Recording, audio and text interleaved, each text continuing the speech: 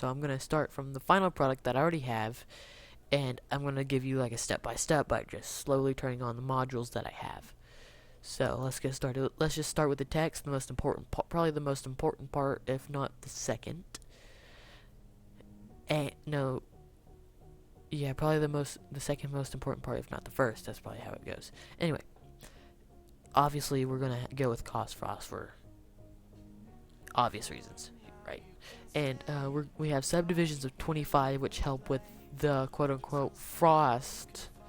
So it actually it's more uniform. There's no open spots and stuff like that. There's not gonna be spots where it shows through. And I just like this font, 20th Century MT. It's just nice and square. Don't have to worry about anything else. You got the middle alignment because that's nice and simple. I didn't have to move anything over or anything. I just had to rotate it a bit. And I got horizontal spacing, leave some room for the frost to, be there. It's not gonna mix a bit because that was a problem. That was a problem when making this. It was very annoying because it just mixed together. It looks like it basically looked like one big block of ice, and it was not pleasant. And then you have subdivided, same for the same reason as subdivisions. Now what is this? Close out that, and then you want fillet caps, which basically give more depth. It's more 3D. And then linear, so it's nice and congruent. No, not congruent. Nice and uniform, basically. Quadrangles because more subdivisions. Yay. And yeah, that's basically it for the. Nope.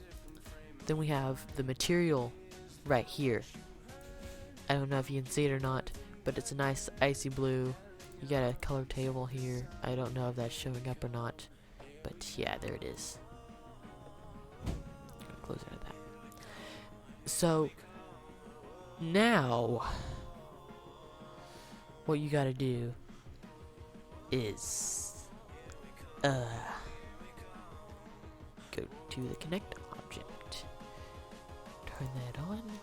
What this does is, since the hair object, which is the quote-unquote frost, the hair object slash module, cannot connect to the text on its own. So you have to use a connect object to connect those two. So it basically looks like that. Now before I turn on the quote-unquote frost, that's basically what the text looks like when you render it, which is basically the final product if you did not know that.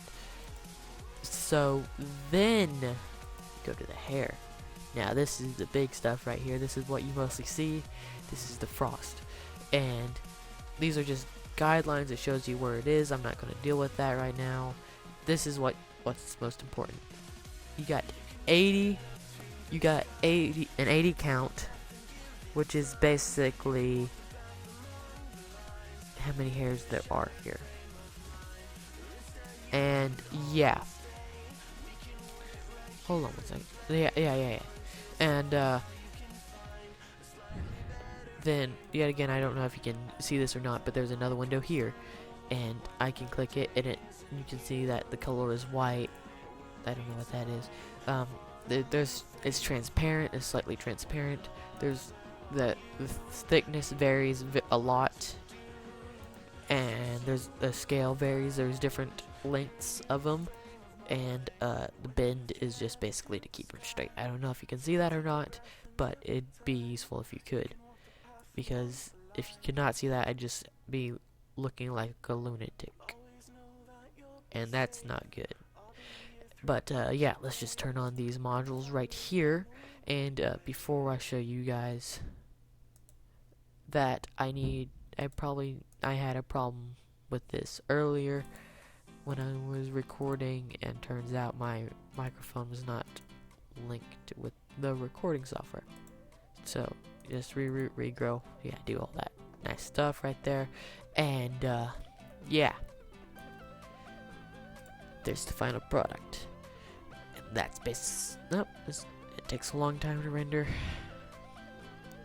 Okay. rendering. Yep, 11, 12 seconds now, 13, 14, I don't think those are seconds.